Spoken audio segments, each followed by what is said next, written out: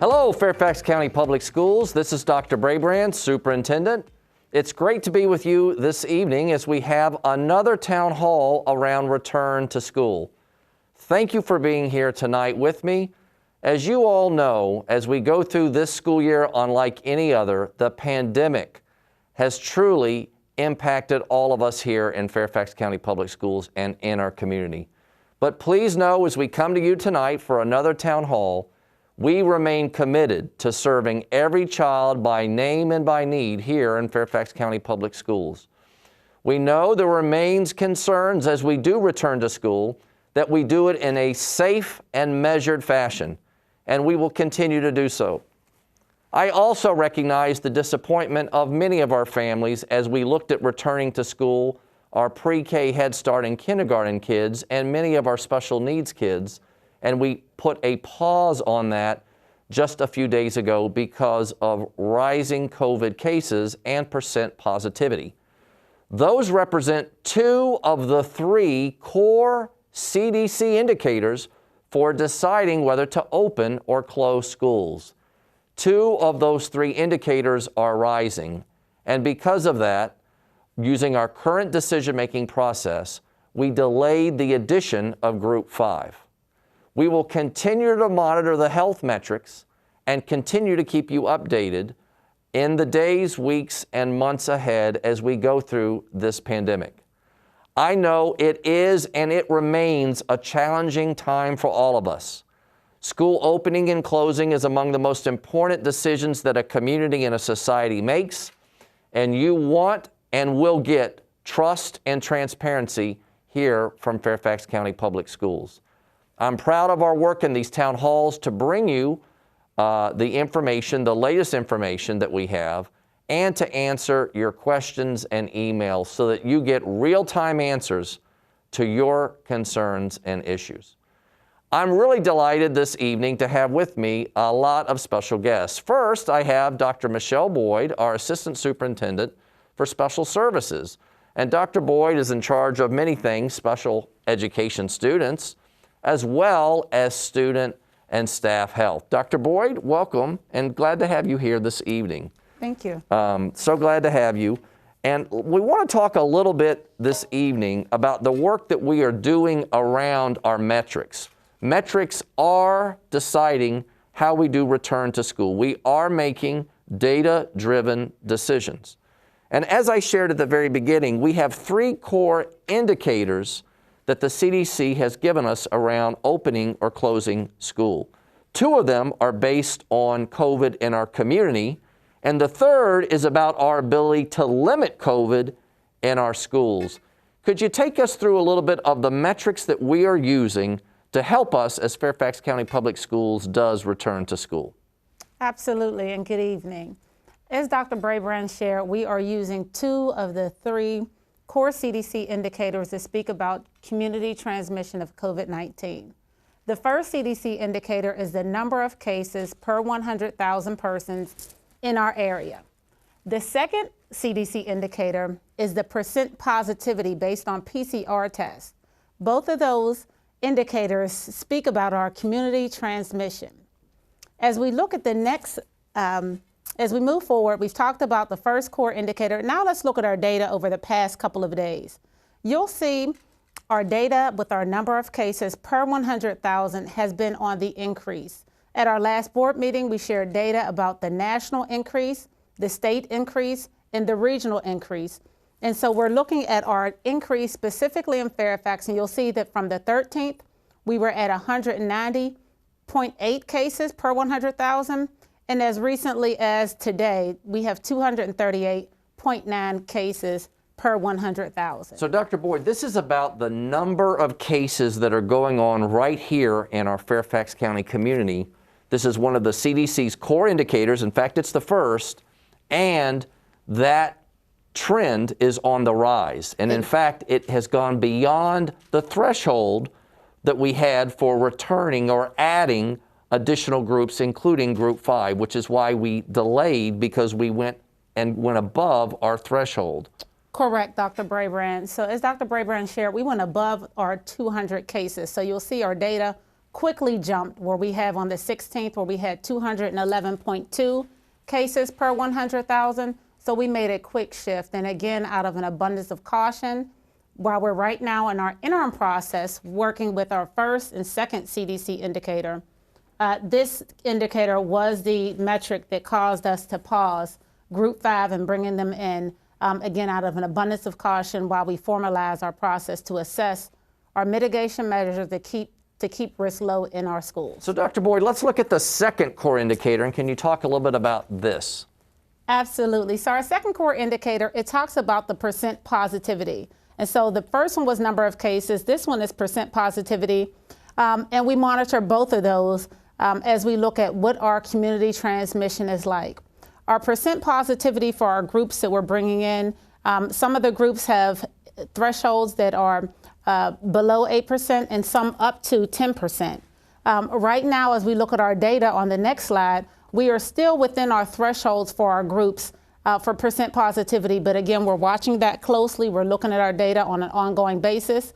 And so we are within our thresholds for all of our existing groups, and we were in the threshold for Group 5. It was just a number of cases for Group 5 that resulted in our pausing. And again, this is our interim process in looking at 2 of the 3 core CDC indicators. But in the new calendar year, we will be looking at all 3 CDC indicators, which is the number of cases, percent positivity, and our ability to implement mitigation strategies in our schools. So again, these first 2 core indicators, you both have done a great job of sharing that both of these have had trends that are going up. One crossed the threshold and one is very quickly reaching the threshold for certain groups, including Group 5. Group 5 went over for one of those core indicators, and that's why we paused. One of the things you talked about is this third indicator. Probably, honestly, the most important indicator that our health department is telling us, and that is the mitigation strategies. How well, mitigation is just a fancy word for how well you might have COVID on the outside in your community, but with certain strategies, you can limit COVID on the inside in your schools. Talk a little bit about what we're doing, Dr. Boyd, to really assess our success at mitigation strategies in our schools so that we can continue to look after this interim period of moving forward to use this metric to drive being able to bring additional students back into Fairfax County Public Schools. Absolutely. So while we've always reinforced mitigation measures, as we begin to bring students in school, we've always valued the importance of wearing our face masks, our social distance, our cleaning and supplies, and we have signage throughout our schools. And so we've reinforced that on an ongoing basis. But one of the things we want to do now is to formalize that process with our safety teams. We realize that, as Dr. Brabrand said, our mitigation strategies is the third, but probably the most important piece as we talk about risk in schools, risk within our school walls. And so we are having teams of individuals to go out and to monitor the implementation of the strategies. Our purpose for doing that is to make sure that we're providing support and that we can provide resources if needed, and also to collaborate with our schools to make sure that all of our mitigation strategies are being implemented consistently and correctly. So this measure is a supportive measure, a supportive process. We know folks have been implementing our mitigation strategies, but we want to double check and make sure that we're supporting our school leaders with the implementation of those strategies across the division. And Dr. Boyd, let's go over those 5 key mitigation strategies. You've talked about that we're really working hard to implement them. But part of what we're faced with here in COVID is building confidence of our staff and our community that these strategies not only are in place, but are in place with fidelity. Please talk, Dr. Boyd, about these strategies and how are the safety teams going out to be sure these strategies are truly being used with fidelity in our schools? Certainly. So our 5 key mitigation strategies, and again, these are the 5 key strategies that have been identified by the CDC as being essential to reducing risk in schools and transmission in schools. So that's the correct and consistent use of face masks, our social distancing, and that we want to be 6 feet apart to the greatest degree possible. Our hand hygiene and respiratory etiquette, we want folks sneezing in their elbows if possible, and really washing their hands, taking the 20 seconds to wash their hands, whether they're singing a happy birthday song or whatever helps them to make sure we're doing a good job with our hand washing, and also frequently washing our hands. Our cleaning and disinfecting, we've always cleaned our schools, but now we're adding additional measures to make sure that we're cleaning and disinfecting those high-touch surfaces, doorknobs, desks, things that students and staff would touch on an ongoing basis. And then last but not least is our partnership and collaboration with our health department and contact tracing. The piece that's not there that has been reiterated with the health department and also the CDC is also students and staff staying home when sick. Oftentimes we encourage students to come to school because they want to do well and our staff want to teach our youngsters, but we really do want to impress upon everyone that if you're not feeling well, to stay home, and to also remind folks that we need to conduct our daily health screening. All staff and students are to conduct the daily health screening, and so that if they check yes to any question, whether it's they've been exposed to someone with COVID or they have a temperature, that they're encouraged to stay home until they're cleared by a physician. So Dr. Boyd, this is great. So we're asking our employees and students, stay home while sick. We're building teams to go into schools to assess the fidelity of implementation of these mitigation strategies. And as we get that data, we'll be reporting it to the community and to the board so that we can build confidence with our students, our staff, and our community that the actual risk in schools is low. And even if COVID transmission is higher than we'd like in the community, if we can show that it remains low in schools, we can continue to move forward on our return to school strategy. Currently, though, we're still focused, as we build these teams up, we're focused on 2 of the 3 core indicators. Those 2 indicators, unfortunately, right now are heading in the wrong direction. We've had to pause for Group 5, and we will continue to communicate with the community if there's additional changes that we have to make based on the trajectory of those 2 metrics. Absolutely. What we hope to do in the beginning of the school year in 21, as we move into the calendar year and the beginning of January, is really bring and inform the work of these mitigation teams and their data to help us move forward and use all 3 metrics as we make the best decision for having our kids in school. And let's be clear, we've all said from the beginning that in-person learning remains our core goal. We're also monitoring very closely, as I know many of you all are, the promising news around the vaccines. We're working closely at the state and local level for the moment when the vaccines will be available here. And I am very hopeful that we'll be able to prioritize Fairfax County Public Schools staff and teachers so that they can get access to the vaccine and be able to have that additional layer of protection and safety as they enter our schools to teach our children. So I think in short, I want to just wrap up with this last slide. It's really about our metrics, 2 of those 3 core metrics, which we're currently using for decision making. We're going to add up that mitigation with those safety teams. And together, even if community transmission is high, but school and community mitigation strategies are implemented and strictly followed, the introduction and transmission of COVID-19 in the school will decrease, and we may be able to continue forward with our return to school plans. Correct. Well, let's take a few phone calls, Dr. Boyd. And caller, welcome to the Return to School Town Hall. Hi, thank you for taking my call. My question is actually about that new piece that you were talking about with the mitigation audit, the safety teams. It's kind of a multi-part question.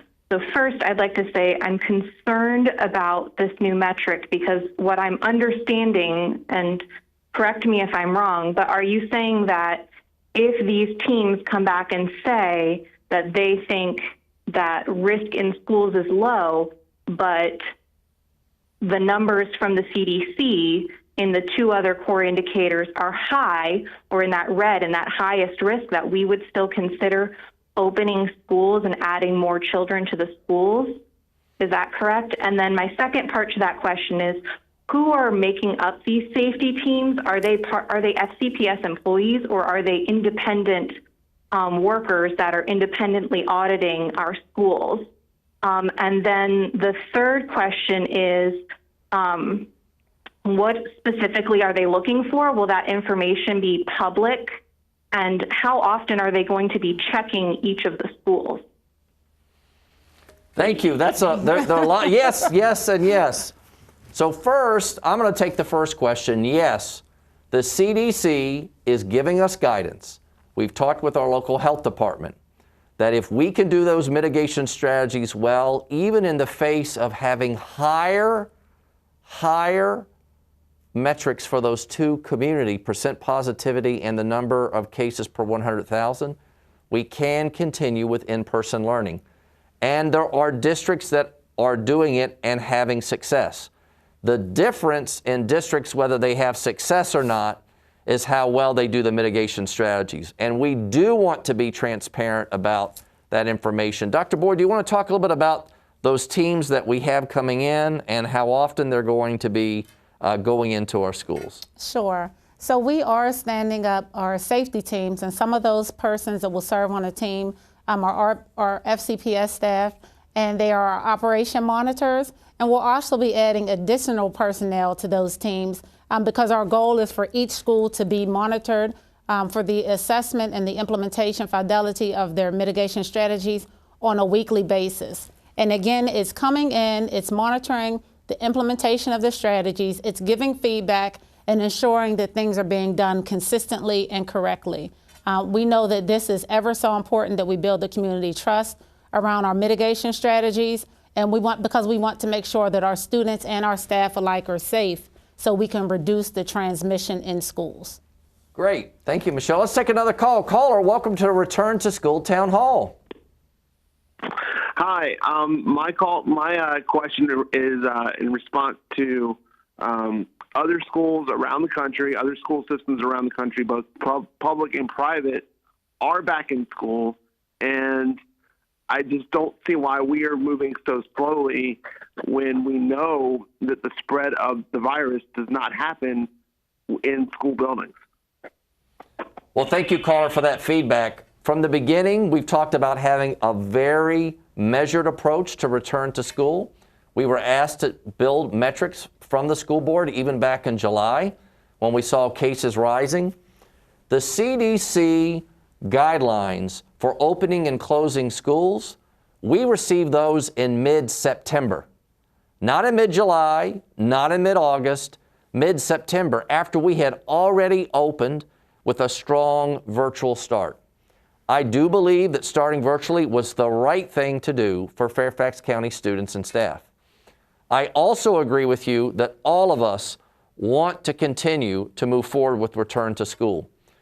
We want to be transparent about the information. In fact, we have a dashboard on our FCPS website that shows the actual amount of COVID transmission in our schools, and we are seeing low transmission at this point. We are building with the safety teams to ensure that we have the mitigation strategies in place, because we are hearing from some in our community and staff that those mitigation strategies are not being implemented with fidelity fully. We need to make sure to support our families as they're returning those kids and our staff, because part of our metrics for return to school isn't just the health piece, which is what's dominating TV right now, but it's also the staffing piece. We have thousands of teachers who are medically compromised, who need ADA accommodations, and we are working to accommodate them so that they can continue to be a part of our FCPS family. There's a nationwide teacher shortage, and our teachers are working above and beyond. We've got to continue to work with them and give them the confidence and our community the confidence that COVID transmission in schools is low and that we have the proper strategies that the CDC has outlined and that we're following them correctly. We will continue to bring back students into schools, but we'll do it in a measured fashion and we'll do it in a data-driven fashion. Right now, data we're using from 2 of those 3 core metrics, they are community data, and unfortunately that community data is headed in the wrong direction. We are going to continue to work toward getting kids in schools. I want to turn for a moment as we talk about getting kids in school. We have thousands of kids already in our schools.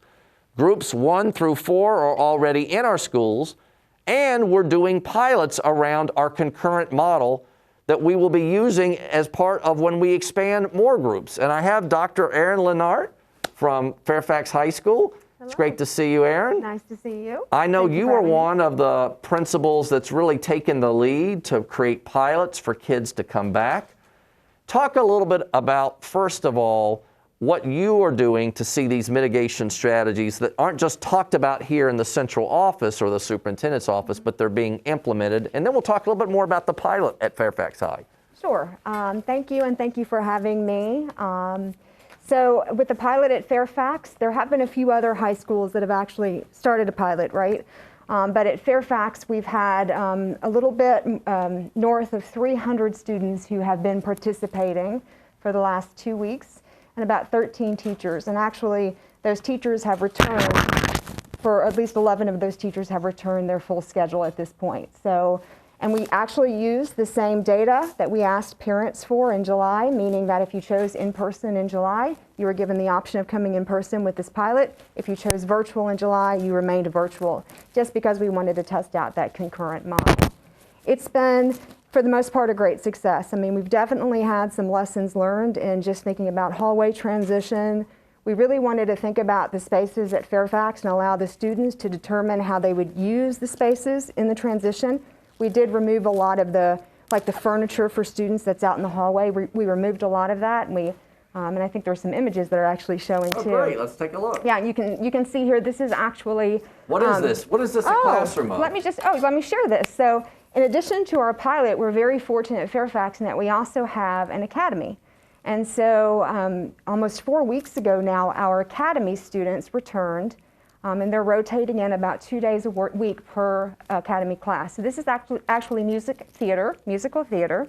And you can see here that the instructor has actually created boxes, and the students stay within those boxes. So that's your 6 foot of social distancing, one of those mitigation strategies that Dr. Boyd was talking about earlier, that you guys are building into the pilot work. Yes, absolutely. And there's right now no singing happening in musical theater, so I know that they're working on dance.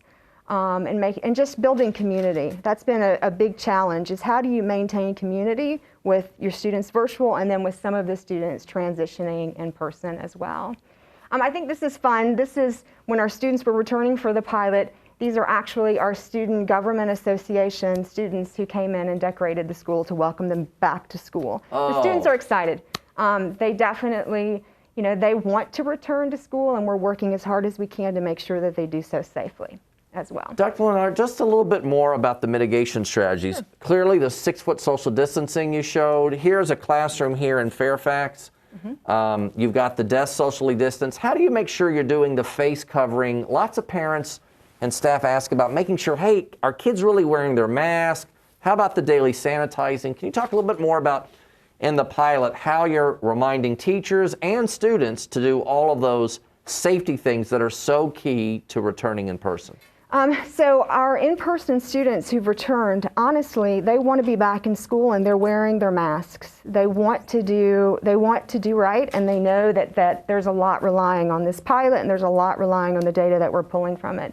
So the students, and this is actually one of our other classes that returns on Mondays as well, the students know, they know to wear their masks. We've not encountered any disciplining issues with that. Fantastic. What you did notice in the slide before that, though, that teacher, that's one of our dynamic teachers. We can go back one slide there, Laura. Yeah, that's one of our dynamic teachers, and she actually, in joining the pilot, asked for her setup to be one in which she was still behind plexiglass, and Fairfax County has plexiglass that they're giving teachers. Absolutely. And so you can see, I don't know if you can tell, but there's actually plexiglass to the left of her, and she's just continued teaching virtually as she has. It's just now she has students who are attending in person. And our students are actually thankful to be able to do that as well, just to be in the classroom with the teacher. And we're continuing to encourage teachers to come back in the classroom, even if they're teaching virtually, to get more comfortable, to be back in the school environment, to see those mitigation strategies being used,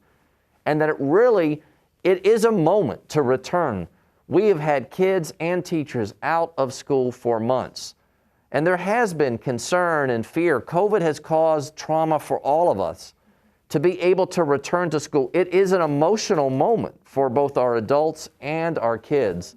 And thanks for your leadership in coming forward, along with some of your other colleagues, to do these pilots, to invite kids in and teachers in, and really help us plan the next months of in-person learning. So thank you so much, Erin. I really appreciate it. Let's take a couple of calls. Callers, welcome to Return to School Town Hall. Good evening. I thank the superintendents. Two questions. I'll try and be brief. First of all, when are you really going to start considering the challenges parents have faced during this closure? The one perspective I don't hear represented in these board meetings and in your studio tonight is that of the parents. Let me tell you, parents and children are struggling. FCPS leaders have given parents nothing since virtual learning failed in April. And that's the second point. After that failure, Fairfax County taxpayers paid for a distance learning audit from Hunt & Andrews Kurth LLP to review the problems. The resulting audit report has been kept secret by FCPS. In the meantime, children are suffering in virtual learning. Public health data is clear. Children are not super spreaders. UNICEF reported yesterday schools are not a main driver of community transmission. So going back, I reiterate that audit needs to be released. My message to wrap up, open FCPS. Children and families deserve better. Thank you. No, thank you, caller. I do appreciate that. I get lots of emails every day from the community with different perspectives, and I certainly appreciate your perspective. I have children in FCPS schools, and I want my children to return to school. We all do, and we are all continuing to work hard to move in that direction. I do want to characterize that in the spring, we didn't fail, but we did stumble. We did struggle. I acknowledge that. I took responsibility for that as superintendent, and I worked with our team, and in September, we had a strong virtual opening. And while virtual is still no replacement for in-person learning, I believe the majority of FCPS students and teachers and parents will say the virtual learning we provided this fall when school opened was an order of magnitude improved, enhanced, and better for kids than what we had back in April of the spring. We learned our lessons, we applied them, and we have had strong virtual learning for our students. And that's part of leadership in a crisis, is to acknowledge when you stumble, to pick yourself back up, and to improve with lessons learned. So I'm proud of what our school system has done after those struggles in the spring to have strong virtual learning. We all want to get back. We're on with a plan to do that very thing. We're in the middle of seeing the COVID cases spike and the percent positivity spike. Our thresholds for making those decisions are our interim thresholds based on 2 of the 3 core indicators. We are busy on the 3rd core indicator, getting the mitigation data to share with our community and staff that transmission remains low in schools. Transmission has been low in many schools around the country if they follow the mitigation strategies with fidelity. We have seen places, schools and universities, where that has not happened. And we will not have that happen in Fairfax County Public Schools. We are taking a measured approach. For some, it's too slow. For some, perhaps, maybe it's still too fast. We are trying to find just right. And that is the challenge in a time when people have strong opinions about whether schools should be back open 5 days a week with everyone back, or whether schools should remain virtual until the vaccination is here. We are doing and pursuing a middle ground, a middle road based on a measured response to the data that we have as we continue forward for in-person learning. I'd like to bring in another phone call for Return to School. Caller, welcome to the Return to School Town Hall. Hi, thank you for taking my call. I keep hearing you mention that schools could open if the 2 metrics are high, but mitigation strategies are successfully in place. But I feel like you're ignoring the fact that the success of these strategies is predicated on a low or declining rate of community spread, which we clearly do not have. And as things are, even if mitigation audits show that you have full and consistent compliance with these strategies, it's still not enough to overcome these rapidly increasing rates of community transmission. Saying that mitigation strategies in the schools can potentially overcome high rates of transmission, to me, seems like saying that the dam has been tested and holds when there hasn't ever been a flood. So, at these rates, we simply do not have the infrastructure to support efficient contact tracing and infection monitoring, which jeopardizes the safety of in-person learning for students, teachers, and building staff. And so with that, I have a couple of questions for you. When you say that you might consider staying open if mitigation strategies are solid, but the numbers are high, what are you defining as high?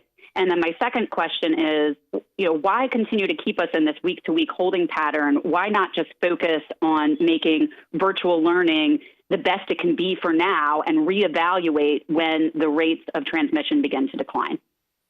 Well, thank you very much, caller, for that question. We are working closely with the health department on that third piece, or that first piece you asked in your question. What are the rates of transmission in schools that would cause us to pause as we fully have those mitigation strategies in? We have been tracking on our dashboard the number of students and staff who have reported COVID positive, and we will continue that transparency. Those numbers overall have been low, but I understand the need to want to try to understand what would the thresholds be for that, and we're working closely with the health department as we move forward to return more students to share that kind of information with you. We are focused on continuing to have a strong virtual program, and I think this is the tension. You were on this call, and just a moment ago there was another caller. One, how can we absolutely be thinking about bringing kids in? The other, how can we absolutely think about keeping kids out? The truth is we need to continue to move toward our goal of bringing kids in to return to school. We need to do it in a safe, measured fashion. We need to bring our community along. One of the things that I have struggled with as a superintendent is watching our community and our nation become divided about return to school. Everybody wants to return to school. They want to do it in a safe and responsible way. And I'm trying to bring Fairfax together and not bring Fairfax apart as we do this most important work. I respect everybody's opinion. We are continuing to move forward. We did pause on Group 5 as our metrics for 2 of those 3 core indicators went up. And we're going to continue to work to build up the mitigation strategies and continue to move forward as appropriate with return to school. I'd like to bring one of our other principals in, Dylan Taylor, who is principal of an elementary school, to really help us see the perspective of return to school through an elementary principal's eyes. And Dylan, I know you're at Willow Springs, which actually is a feeder for Fairfax High School, and you've been there 6 years. So thrilled to have you. Tell me a little bit about what your experience is at Willow Springs right now. How are things going, and what are some of the successes and challenges you're facing, both with virtual and with, are you doing a pilot at Willow Springs? I am. And with your pilot? All right, well, thank you for having me. We have a pilot of a 2nd grade classroom and a 6th grade classroom. The 6th grade classroom is an inclusion classroom with a special education teacher. It's going really, really well. There's been a lot of lessons learned. There's a lot of great things that are celebrating, great things that the kids are doing, and the teachers are having that opportunity to see everything happen. And I think that's the biggest, like you were saying before, that's one of the bigger pieces, is just actually seeing it happen and have it be successful. Of course, it's not going to go perfect the first time, but we're working to get there, figuring out the technological needs, figuring out the needs for making sure that we can follow those 5 mitigation strategies, and thinking through what do we need to do to scale this out. This has certainly been a great opportunity to look at concurrent instruction in the classroom, but as we scale out, really thinking we can meet all of those metrics. So Dylan, let me ask you a question. First, let's just go back, as I did with Aaron, about health. How about the mitigation strategies at elementary school? Elementary kids, can they wear their mask? Are they going to wash their hands? These are real questions that bring real concerns to many of our staff and some of our parents. Talk to me a little bit about your experiences and how you're making adjustments to be sure kids and staff follow those key mitigation strategies. Yeah, I would say that was a big worry of mine, and that with those second grade kids as they came in, and if you think about it, if this was March and we were asking them to do that, it would have been a real challenge. But these kids have lived that life for eight months, and they got those procedures down.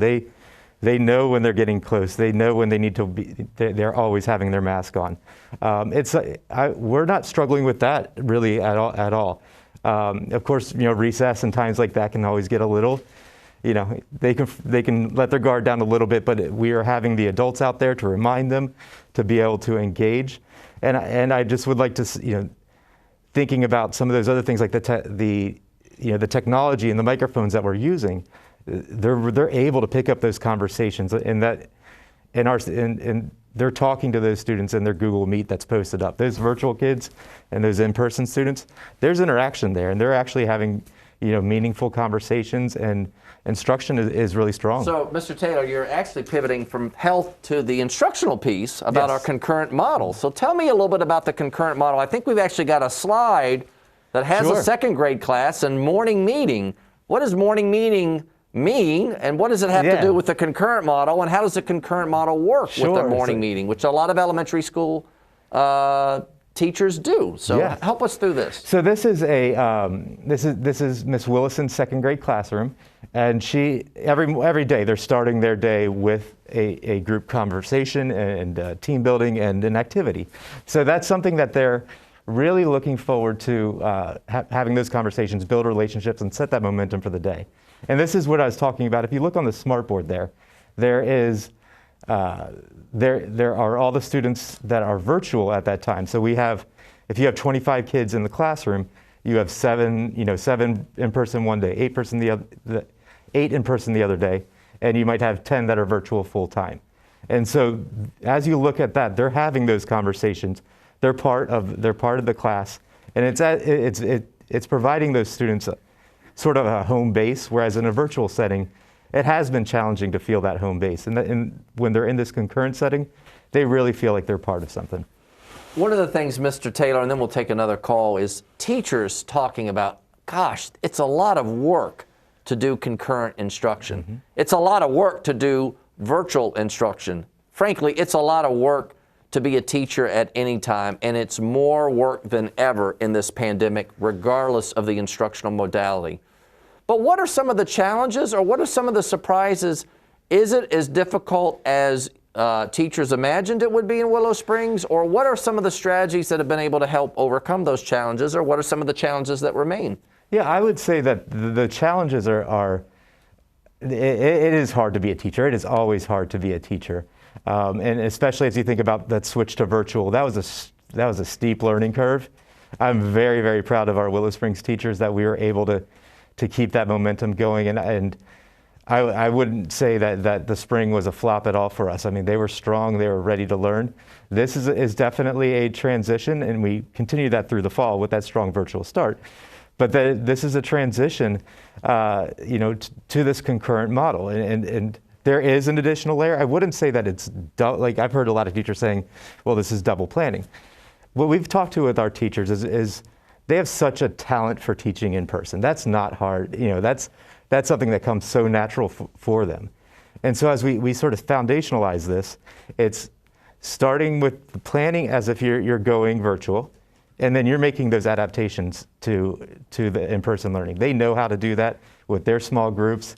They know how to meet with to keep those engaging lessons going, but keeping that planning in mind of that of that virtual. Because the other side of this is whether within a school day to meet those metrics, we're having to make some pretty significant scheduling changes, and you have to have those hand washing breaks. You have to have mask breaks built in, and that's a different schedule than when you're fully in person, because you have to have those pieces in there for the students. So the hitting the curriculum in a way that allows you to have those breaks requires a different style of planning. Mm-hmm. I am thankful, we've been talking a lot about the support central office has given us, and coming up with the essential lesson or essential standards and the lesson plans that have been developed out of IS and all the and other departments to make sure that we're able to keep these kids moving forward, keeping them able to set those goals. And as we, whenever we get back in person, we're just going to hit our stride and keep it going. Well, thanks, Mr. Taylor, for all you're doing. Let's take a call. Caller, welcome to Return to School Town Hall. Hello. Thank you for having me. First, I want to encourage FCPS to continue taking their time to thoroughly analyze the data and to continue working towards a new way of learning in spite of the health concerns of all of our children. Even when the vaccine is available to the community, there has to be a period of testing, evaluation, and feedback over a period of time. And I am not certain that the specialists are willing to ensure that the administration of the vaccine in a rapid form is not driven by politics. With that said, my first question is, has FCPS been able to solve the procurement concern about MERV 13 filters to acquire the necessary vendors to obtain those filters for each and every school in order to ensure additional precautions are met for a full return to school? The second question is, with FCPS wanting to work toward in-person learning, how does it foresee the student-teacher ratio being? Would it be the same as we were before, or would it reduce to whether it be like 10 to 1? The next question and the last question is, with COVID cases rising in the community, yet the reports are not showing a rise in the school systems within the last few months, can those reports be provided to the parents about the tracking reports of that data? Thank you. So thank you, caller, for that question. I want to bring in on that first one about our filters and really working on our HVAC program, our amazing assistant superintendent for facilities, Dr. Jeff Plattenberg. So Dr. Plattenberg, actually it's probably Mr. Plattenberg, but tonight you can be a doctor. Tell us a little bit, you probably had to become a doctor really, Jeff, with all of the information around health as it applies to our facilities and our HVAC systems. Talk a little bit about, in general, what we're doing and specifically around the HEPA filter issue. Yeah, well, thank you, Dr. Braybrand. And the caller's correct. There are challenges with providing the HEPA 13, the MERV 13 filters. And what we've done is we've tried to eradicate that. Where we can get the readily available MERV 13 filters, we've been procuring them. Where we weren't able to get it, where we aren't able to get it, we continue to strive to find different avenues and different pathways to get those. But in the interim, we've gone ahead and purchased these iterative, basically air purifiers and air filtration systems that are portable, that we can actually move into areas that we're not able to go ahead and put the MERV 13 filters. One of the things that is really important is not all of the mechanical units can accommodate without significant modification the MERV 13 filters. But in addition to that, our airflow within our facilities, we've tested each and every one of our schools. We've done sample tests within them to make sure that our airflow is reaching their optimum level. So we're doing everything we can to make sure that not only we meet in the CDC and the ASHRAE guidelines, which are a part of the CDC's recommendation on their website, we are exceeding them greatly. And by bringing back the number of students, it's all based upon occupancy.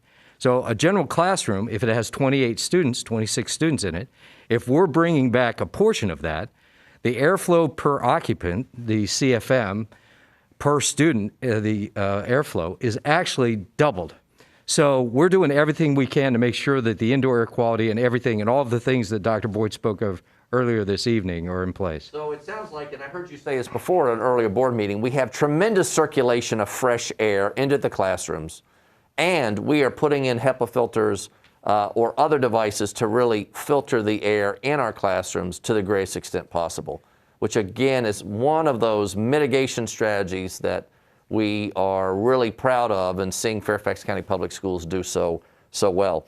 I want to just answer the caller's question about what is it going to look like in terms of class size. As we continue to return, we are still even looking, again, we're all in this together, learning about what the vaccination will mean in terms of its ultimate impact on social distancing and capacity limits in our school. Right now, we continue to be, in terms of the CDC guidelines, driven by our 6-foot social distancing. That's going to keep class size relatively low, or about half of a normal class. I think our classrooms right now, Aaron, in fact, what is about the average? It depends, I'm sure, on the square footage of your classroom, but what is the range in a high school for how many kids can be accommodated in a typical high school classroom? With the social distancing guidelines, we have about 12 to 14. It depends on if it's a lab or not. 12 to 14. And there's some larger classes, but Yes. those are few and far Yes. between. Dylan, what about you for the elementary school? It's about the same. It's low teens, and depending on the number of adults that need to be in that building, in that room to support other students, So it does remain low class size even as we return to school. That we are working closely with our health department first to make sure that we are a priority, that our educators are a priority for getting the vaccination, and then second, how will the vaccination affect things like the 6-foot social distancing and the mitigation strategies? I don't have all those answers today, but I promise you they will be part of our future return to school town halls, because you need that information to be able to help make the best decisions for your children and for your family. And we're committed. We will not rest until we are through this pandemic, and we will do it together. Let's take another call. Caller, welcome to the Return to School Town Hall. Hi, Dr. Brabrand. Hello. I actually, I don't have a question, but I just, wanted to say that I've been listening to board meetings and town halls since the spring, and it's definitely been a roller coaster for sure. But as an FCPS employee and a parent, I just want to say thank you for all you have done and all you continue to do for our children, for our community, for our staff. And so as we're getting closer to Thanksgiving, I just really wanted to let you know that I thank you for everything you're doing. Well, thank you. I don't know how to respond to that completely except to say that everybody here has a deep heart and loves Fairfax County and Fairfax County Public Schools. I came here over 25 years ago. I fell in love with this school system.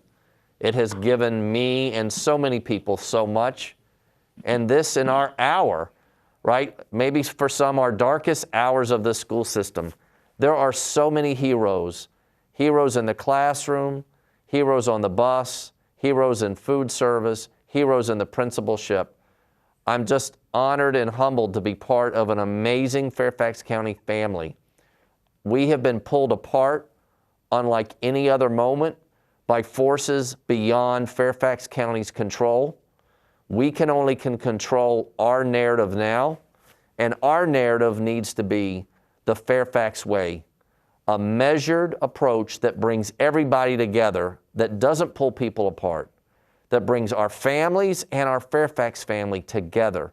And we can do return to school in a responsible fashion, in a measured fashion that respects the health and safety of our students and staff, but keeps in mind the clear goal that we all want to be back in school.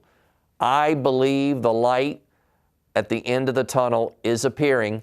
It may not seem that way in this moment as some of the metrics are rising, but the vaccine is on the horizon, and it will be a game changer for our society and for our school system. And I can tell you that we will be doing everything we can to make sure that our staff is front and center in being able to have access to the vaccination, and our community, so that we all can return to a pre-COVID world. It will be a new normal, but we are committed to returning our kids to in-person. There will be some setbacks. There will be some pauses. I cannot promise you that it will be linear. We actually had a keynote speaker a few years ago, Dr. Sir Ken Hutchison, who said life is not a straight line. It's not linear. It has ups and downs, and COVID has brought us ups and downs. But the arc of Fairfax County bends toward justice for all of our kids, and it bends toward moving forward ultimately for in-person instruction. We will return to it. We already have done it for groups 1 through 4. We have 4 groups remaining, and we are looking forward to continuing to move forward together, but bringing everybody along, respecting everybody's opinion, and understanding that we're doing everything we can to support our students and families. So thank you so much, caller, for that. Let's take another call. Caller, welcome to the Return to School Town Hall. Hi, thanks for taking my call. First, I just want to echo what the previous caller said. We know there's probably a ton of scenes that we don't see, and we thank you and all of the folks that you work with for all of the hard work that you're doing. I have two quick questions. One, I think it would help if we could get notice when you're going to make major decisions like you did in terms of transitioning from potentially in-person to virtual learning. You know, I know the health metrics are going up, but even on the slide you showed, the trend was clear that they've been going up for days. And in other major school systems like New York, they signal to parents several days, if not weeks in advance, what the possibilities are. And to give people 12 hours notice, you know, especially hourly workers or folks that have made other accommodations for their kids, is not enough time. So I would be curious to know what you're going to do to give people more head up in advance. And second, I think folks like myself and others have a little bit of a problem understanding, you know, why restaurants, bars, gyms can be open, but the schools can't. And I know there's some politics there that maybe you can't speak to, but maybe you can how you're coordinating with other state and local officials as to how these decisions are made. Thank you. Well, first of all, on the first part, I appreciate that constructive feedback, and it's correct. We need to do better at previewing in advance what we are looking at and monitoring, and we'll continue to do that as we move forward. To be honest, our current metrics, if the health metrics continue on the trajectory they are, may impact Group 4, one of the groups that had recently come back. And we will be communicating to those Group 4 parents probably tomorrow that early next week there could be an impact for returning next Tuesday if the metrics continue. So we know we need to do better at communicating more in advance. People have lives and schedules. It's a fair point, and we need to do it better. One of the things I think you have shared, and I'm not going to get political, but I'll simply say this. As we have studied return to school as a superintendent, nations that have prioritized education first and bars, restaurants, and other entertainment second have had the most success with return to school. So I think in some cases in our country, we maybe did not make the return to school of our students the first priority. And simply saying or telling school superintendents to bring kids back without the supports, without the guidance, and the metrics to be able to do them has not served our nation's children well. We've had thousands of school districts coming up with thousands of different ways to try to make these very important decisions, and it has not served us well. As I said, the CDC guidelines for closing and opening schools were received September 15th, long after schools had to make the decision to open. We can do better, and we'll do better, and the CDC, like anyone else, and just like Fairfax, continues to take its own glows and grows, as I call them, its own feedback about how to do better. And we appreciate the additional guidance the CDC has given us, but we are all working through COVID as we go along, and we're going to continue to take the information that we have now, the best information, which will change, I am sure, as the vaccine is introduced. We'll have new information. We may have new guidelines. And I do ask for everybody in the community to understand the need for that flexibility, the need to be nimble, the need to be able to adjust.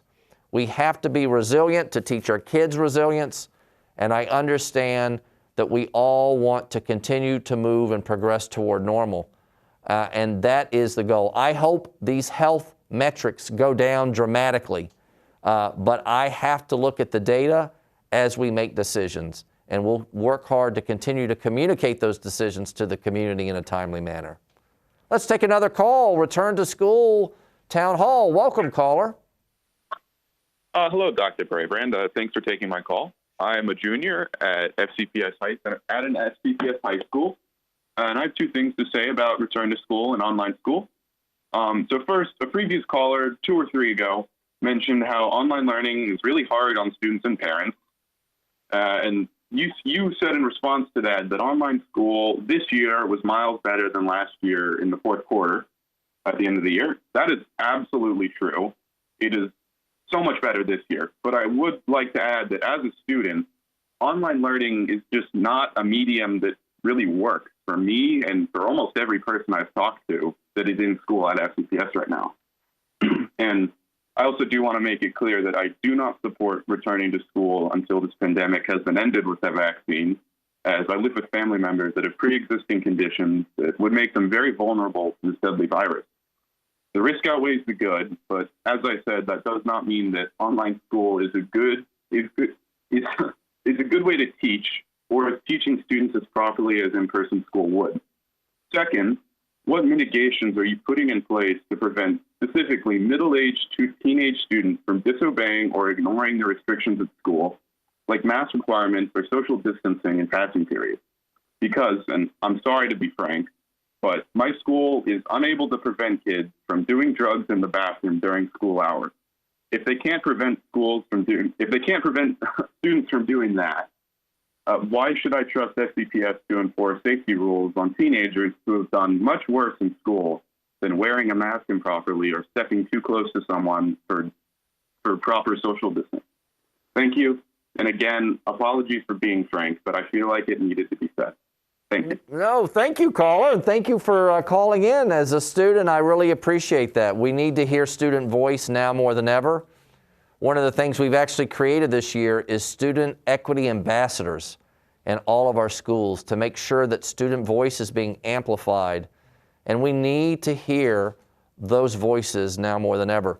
You're right, online learning does not work for all students. Now, I have to tell you, we are looking at grade data already by high schools. It does look like we have more D's and F's in many of our schools. Some of our schools are also reporting more A's. How can that be? I think the reality is online learning works for some kids and may even work better for some kids based on their learning style. For other kids, online learning is a struggle. We know we have to continue to look at every child by name and by need. But let me address Dr. Lenart, one of his questions about, oh my goodness, kids do all kinds of things in high school. How can we reassure, and this is part of what we've been talking about tonight, that the mitigation strategies, that kids are going to wear their mask and that we're going to have consequences for those that don't. Can you talk a little bit about it? You've had 300 kids back. Yeah, and it's around, I think that's important to remember that even with a full dial-in on any given day, at Fairfax at least, we'll have around 500 to 550 students. And when you think about a school that can hold 33 to 3,500 adults in it, or students and adults, that's not a lot of students. Something we were looking forward to in the pilot is, okay, once these students return, that's why we returned as many as we did, what will it look like as far as discipline goes? And again, we just have not, perhaps it's a honeymoon period, I'm not sure, but we've just not encountered students who were not following the rules. They really do know what's at stake, if you will. So, you know, for us, it's the reminder, or we haven't even really needed to give the reminder for students to wear masks. They are wearing their masks. Even in our advanced PE class, which we also returned, the students are either wearing their mask or they're so far socially distanced and they're staying out of each other's bubble. Now, do we anticipate that when the students go to the bathroom that they might cross and they might be a little bit too close? Perhaps. We do have signs up in the bathroom about hand washing. The expectation is that the mask stays on. And if we get reports of students who are not keeping their mask on, we will certainly address those reports with the student and with their parents as well. And Dylan, that's the same thing you said. The kids really, the culture has changed even outside of the school. And kids are bringing that culture of mask wearing into the school. Mm-hmm. Yeah, I mean, I can speak to even having a couple of students that in one of our pilot program that, you know, they get a little squirrely and they have a little, you know, but they're saying, hey, put it on. It's really important that we're here. And those are comments that are coming from a great kid that you know, it just reaffirmed that they're taking this seriously. This is an opportunity to get back into school, and that's what they love. They love to be with their friends, and they don't want to mess this up. Well, Dylan, Aaron, thank you so much for being here. Dr. Boyd and Mr. Plattenberg, thank you as well. Thank all of you for tuning in. This is another one of our Return to School town halls. I appreciate the candid feedback. and the frank discussion that we've been able to have. We are and will always remain a community that listens and respects and is inclusive of all the viewpoints. It's not an easy time. There are no easy answers, and there's no perfect way. We are trying to do the best that we can under very, very challenging circumstances. We all have a servant's heart focused on kids, and we will continue to do all we can this year to bring you the most transparent information around this pandemic and our plans to return students in person to school. Thank you for being here this evening. Thanks for all that you do, and I hope from my family to yours that you have a wonderful Thanksgiving amidst all of the challenges we have. We still have much to be thankful for in this country, in this Commonwealth, and in Fairfax County. Thank you again. Have a wonderful evening, and we'll see you again soon at our next Return to School Town Hall in just a few more weeks.